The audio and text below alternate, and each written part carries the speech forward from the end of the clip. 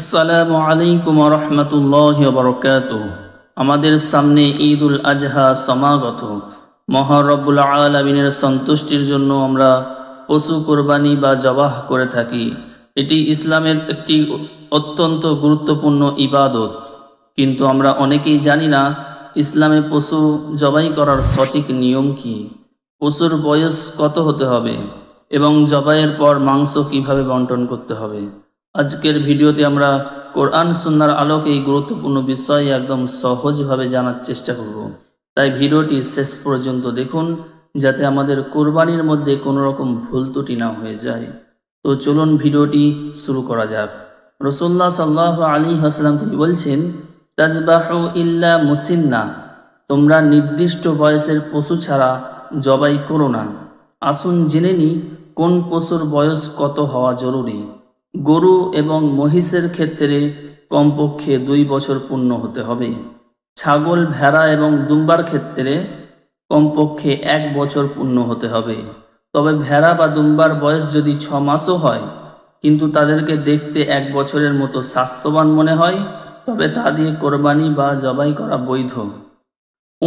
উটের ক্ষেত্রে কমপক্ষে 5 বছর পূর্ণ হতে হবে। এবার পশু জবাইয়ের ইসলামিক নিয়ম। ইসলাম শুধু পশু জবাইয়ের কথাই বলেনি, বরং পশুর প্রতি দয়া প্রদর্শনের কথাও বলেছেন। রাসূলুল্লাহ সাল্লাল্লাহু আলাইহি ওয়াসাল্লাম তিনি বলছেন, ওয়া ইযা যাবাহতুম ফাআহসিনুজ যাবহা, যখন তোমরা জবাই করবে তখন উত্তম পন্থায় জবাই করো। জবাইয়ের সঠিক নিয়মগুলি হলো: 1 নাম্বার, ছুরি ধারালো করা। জবাই করার আগে ছুরি ভালো করে ধার দিয়ে নিতে হবে, যাতে করে পশুর কষ্ট কম হয়, তবে পশুর সামনে ছুরি ধার দেওয়া মাকরুহ। 2 নাম্বার, পশুকে শান্ত রাখা। পশুকে টেনে হিঁচড়ে কষ্ট দিয়ে জবাইয়ের স্থানে না নিয়ে যাওয়া। একটি পশুর সামনে অন্য পশু জবাই করাও অনুচিত। 3 নাম্বার, কিবলামুখী করা। 4 নাম্বার, তাসমিয়া বা আল্লাহর নাম নেয়া। জবাই করার সময় অবশ্যই বিসমিল্লাহি আল্লাহু আকবার বলতে হবে, কেননা আল্লাহর নাম ছাড়া জবাইকৃত পশুর মাংস খাওয়া হারাম, আল্লাহ নিষেধ করেছেন। 5 নাম্বার, 4টি রগ কাটা। জবাইয়ের সময় পশুর শ্বাসনালী, খাদ্যনালী এবং দুপাশের 2টি প্রধান রক্তনালী, কমপক্ষে 3টি রগ কাটা জরুরি। 6 নাম্বার, ধৈর্য ধারণ করা। জবাই করার পর পশুর প্রাণ সম্পূর্ণ বের হওয়া এবং শরীর ঠান্ডা না হওয়া পর্যন্ত অপেক্ষা করতে হবে। চামড়া ছাড়ানো বা পা কাটার জন্য তাড়াহুড়ো করা যাবে না। এবার আসা যাক মাংস বন্টনের নিয়মে।